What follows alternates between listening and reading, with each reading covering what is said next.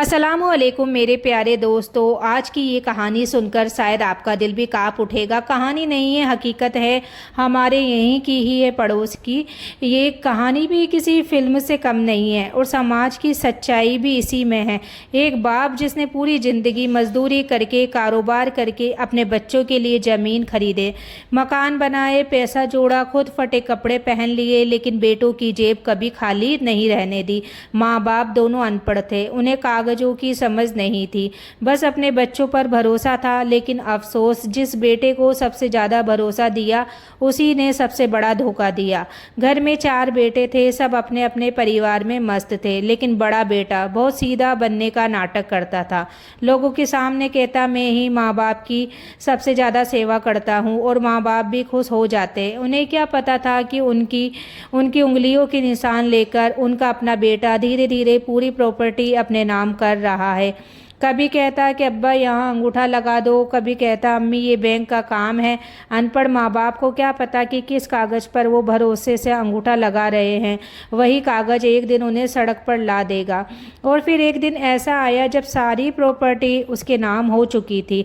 बस फिर क्या था, जिस माँ ने उसे 9 महीने पेट में रखा, जिस बाप ने उसे उंगली पकड़कर चलना सिखाया, उसी से कह दिया अब आप लोग यहाँ नहीं रह सकते। तो जिस बाप ने बेटे के लिए छत बनाई, आज उसी के सिर से छत छीन ली गई। फिर तीसरा बेटा माँ बाप को अपने घर ले गया। लोगों को लगा शायद ये अच्छा निकलेगा, माँ बाप को भी लगा कि हाँ ये सही रखेगा, लेकिन नहीं, वो तो और भी जालिम निकला। माँ बाप को ऐसे रखता जैसे कैदी हो, ना किसी से मिलने देता, ना किसी से बात करने देता। अगर बेटी का फ़ोन आ जाए तो कॉल मत उठाना, ये कहता। तो जिस बेटी ने बचपन में माँ बाप की उंगली पकड़कर चलना सीखा, आज उसे अपने बाप की आवाज़ सुनने तक की इजाज़त नहीं थी। एक दिन बेटी का फ़ोन आया। बूढ़ा बाप कांपते हाथों से फ़ोन उठाने लगा, लेकिन बेटे ने फ़ोन छीनकर ज़मीन पर फेंक दिया।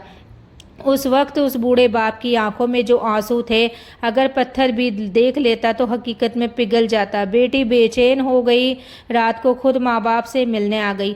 सोचा था माँ को गले लगाएगी, बाप का हाल पूछेगी, लेकिन जैसे ही घर पहुँची, उस बेटे ने दरवाजे पर खड़े होकर कहा, ले जा अपने माँ बाप को, आज से ये तेरे साथ ही रहेंगे। और सोचो, रात के 11 बजे एक बूढ़ा बाप, एक बीमार माँ और एक बेटी जिसके हाथ काँप रहे थे। बेटी रोते हुए माँ बाप को लेकर अपने ससुराल चली गई। उस रात शायद आसमान भी रोया होगा। आज वही बेटे बड़ी बड़ी गाड़ियों में घूमते हैं, लेकिन उनके घरों से सुकून ख़त्म हो चुका है। क्योंकि याद रखो, माँ बाप का दिल तोड़कर कभी कोई आबाद नहीं हुआ। कुछ लोग समझते हैं प्रॉपर्टी मिल गई मतलब जीत गए, तो नहीं भाई, असल में वो उसी दिन हार जाते हैं जिस दिन माँ बाप की बद्दुआ लग जाती है। एक बात हमेशा याद रखना, जिस घर में बूढ़े माँ बाप रोते हैं, उस घर की दीवारों से बरकत उठ जाती है। और सबसे कड़वी बात सुन लो, आज जो बेटा अपने बाप को बोझ समझ रहा है, कल उसका बेटा भी उसे ऐसे ही धक्के देगा। क्योंकि वक्त घूमकर जरूर आता है। जिस बाप ने खुद भूखा रहकर बच्चों को खिलाया, आज वही बाप एक कोने में बैठकर ये सोचता है कि काश मेरे बच्चे पैदा ही ना हुए होते। ये वो दर्द है जिसे सुनकर अर्श भी काँप जाए। लेकिन कहानी यहीं ख़त्म नहीं हुई। जिस बेटी ने उस रात अपने बूढ़े माँ बाप को सहारा दिया था, उसके अपने ससुराल में भी लोग ताने देने लगे। कोई कहता अब तुम्हारे माँ बाप यहीं रहेंगे क्या, कोई कहता 4 बेटे होते हुए भी बेटी के घर आ गए। लेकिन वो बेटी हर ताना चुपचाप सुनती रही, क्योंकि उसके लिए उसके माँ बाप बोझ नहीं, जन्नत थे। रात को जब सब सो जाते, वो अपनी बूढ़ी माँ के पैरों में तेल लगाती, बाप को दवाइयाँ देती और चुपके से रोती रहती। एक दिन उस बूढ़े बाप ने कांपती आवाज़ में अपनी बेटी से कहा, बेटी हम तेरे लिए बोझ बन गए हैं। बस ये सुनते ही बेटी फूट फूट कर रो पड़ी। उसने अपने बाप का हाथ पकड़कर कहा कि अब्बा, जिसने मुझे चलना सिखाया, आज मैं उसे सहारा दे दूँ तो बोझ कैसे हो गया।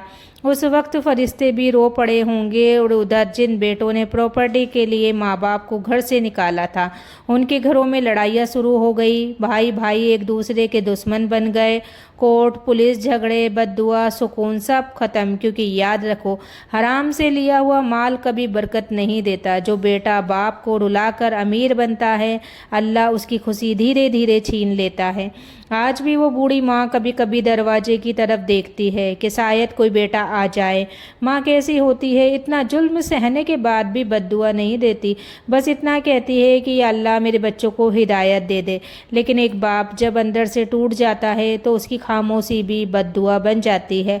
आजकल लोग बड़ी बड़ी इस्लामिक बातें करते हैं, स्टेटस लगाते हैं कि माँ बाप जन्नत है, लेकिन असलियत क्या है? माँ बाप बूढ़े हो जाए तो उन्हें कमरे में अकेला छोड़ दिया जाता है, घर से निकाल दिया जाता है। ये कैसा दौर आ गया है? याद रखना, जिस दिन बूढ़े माँ बाप की आंखों में अपनी वजह से आंसू देख लो, समझ लेना तुम्हारी सारी नमाजें भी खतरे में हैं, क्योंकि अल्लाह से पहले जिस दिल को खुश करना ज़रूरी है वो माँ बाप का दिल है।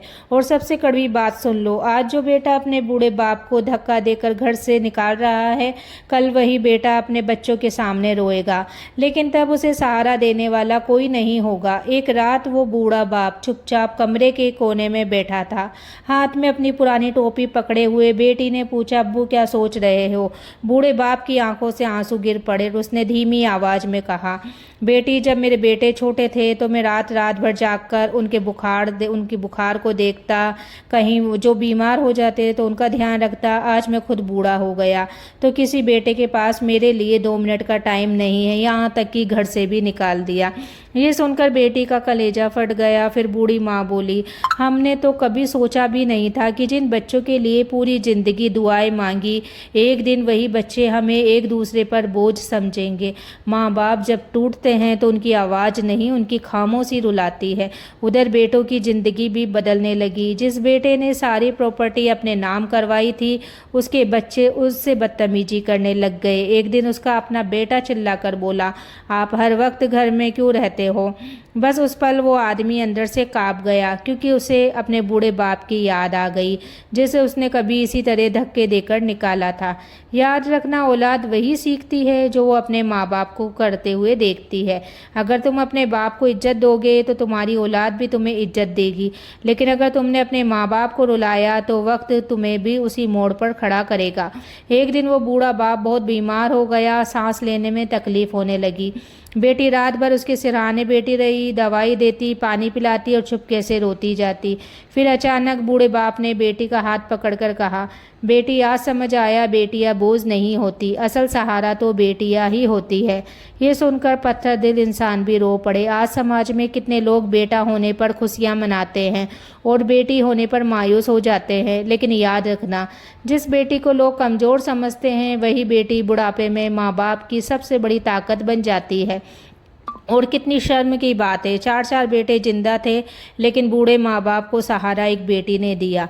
आज अगर आपके माँ बाप बूढ़े हो गए हैं तो बार बार एक ही बात पूछते हैं, धीरे चलते हैं, गुस्सा करते हैं, तो उन पर चिल्लाना मत, क्योंकि एक वक्त ऐसा भी था जब आप एक बात 100 बार पूछते थे और वही माँ प्यार से 100 बार जवाब देती थी। आज वो बूढ़े हैं, कमज़ोर हैं, तो उन्हें मोहब्बत की ज़रूरत है, तानों की नहीं। तो मेरे प्यारे दोस्तों, आज की इस कहानी से बस एक बात सीख लो, माँ बाप कभी बोझ नहीं होते। बोझ तो वो औलाद होती है जो माँ बाप का सहारा बनने के बजाय उनकी आंखों में आंसू दे देती है। याद रखना, जिस घर में बूढ़े माँ बाप चुपचाप रोते हैं, उस घर से बरकत, सुकून और रहमत धीरे धीरे चली जाती है।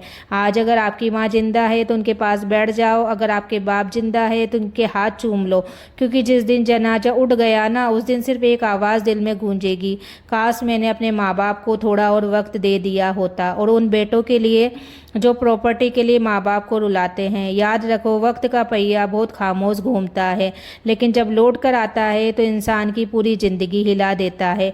अल्लाह हम सबको माँ बाप की सच्ची खिदमत